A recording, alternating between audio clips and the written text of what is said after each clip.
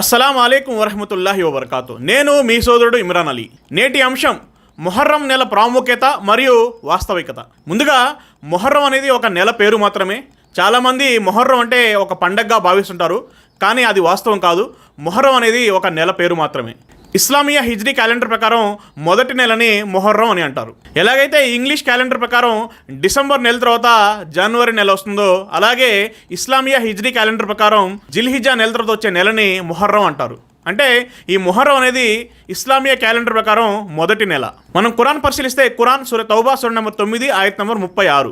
నిశ్చయంగా నెలల సంఖ్య అల్లా వద్ద 12 మాత్రమే. ఆయన ఆకాశాన్ని మరియు భూమిని సృష్టించిన రోజు నుండి లెక్క ఇలాగే సాగుతుంది. వాటిలో 4 మాసాలు నిషిద్ధమైనవి, అంటే గౌరవప్రదమైనవి. మీరు ఆ 4 నెలల్లో మీకు మీరు అన్యాయం చేసుకోకండి. అంటే మీకు మీరు అన్యాయం చేసుకోకండి అంటే పాపాలకు దూరంగా ఉండండి. అంటే సాధారణంగా ప్రతి నెలలో పాపాలకు దూరంగానే ఉండాలి, కానీ ఈ 4 నెలల్లో ఎక్కువగా పాపాలకు దూరంగా ఉంటూ చాలా జాగ్రత్తగా ఉండాలి. నిషిద్ధమైన మరియు గౌరవప్రదమైన ఆ 4 నెలలు ఏవంటే సహీ బుఖారీ హదీస్ నంబర్ 3197. గౌరవప్రదమైన ఆ 4 నెలలు ఏవంటే 1 జుల్కాదా, 2 జుల్హిజ్జా, 3 మొహర్రం, 4 రజబ్. ఈ 4 అల్లా దగ్గర చాలా గౌరవప్రదమైనవి.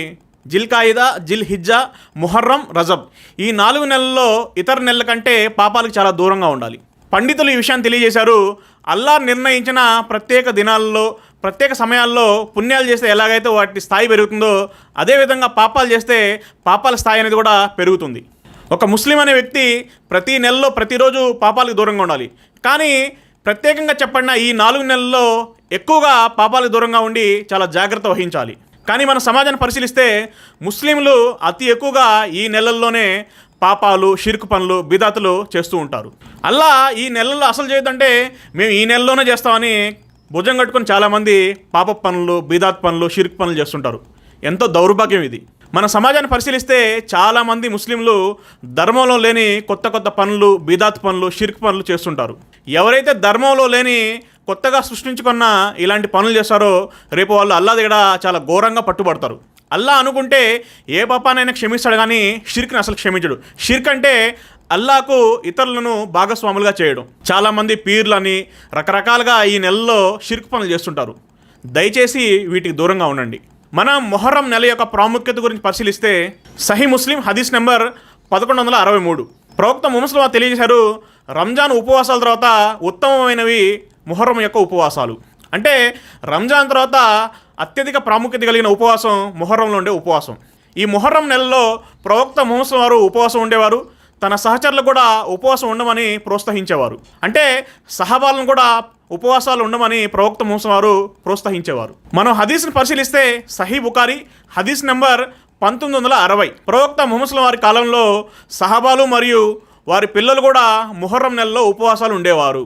ఈ హదీసును బట్టి అర్థమవుతుంది మొహర్రం నెల ఎంత ప్రాముఖ్యత కలిగిందో. అదేవిధంగా మనం మరొక హదీస్ని పరిశీలిస్తే సహీ బుఖారీ హదీస్ నెంబర్ 1592. హజరత్ ఆయిషా రజల్లాహు అన్హా తెలియజేస్తున్నారు, రంజాన్ ఉపవాసాలు విధిగాక ముందు మొహర్రం 10వ తేదీ అంటే అషురా ఉపవాసం విధిగా ఉండేది. అంటే రంజాన్ ఉపవాసాలు ఫర్జ్ కాకముందు మొహర్రంలోని 10వ తేదీ ఉపవాసం ఫర్జ్గా ఉండేది. మరియు అదే రోజు కాబాపై కొత్త వస్త్రం కూడా వేయబడేది. అంటే మొహర్రం నెలలోనే కాబాపై కూడా కొత్త వస్త్రం వేయబడేది. దీన్ని బట్టి అర్థమవుతుంది మొహర్రం నెలకి ఎంత ప్రాముఖ్యత ఉందో. మొహర్రం నెలలో ఉపవాసాలు ఎప్పుడు ఉండాలంటే అషురా రోజు, అంటే 10వ రోజు ఉపవాసం ఉండాలి.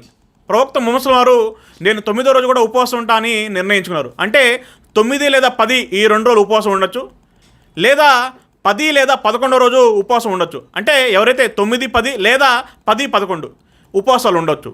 అంటే మొహర్రంలోని 10వ తేదీ అంటే అషురా రోజు ఉపవాసం చాలా ఇంపార్టెంట్. మొహర్రం నెలకి చాలా ప్రాముఖ్యత ఉంది. కాబట్టి దయచేసి ఈ నెలలో పాపాలకు దూరంగా ఉండండి. ముఖ్యంగా షిర్క్, బిదాత్ పనులకి దూరంగా ఉండండి.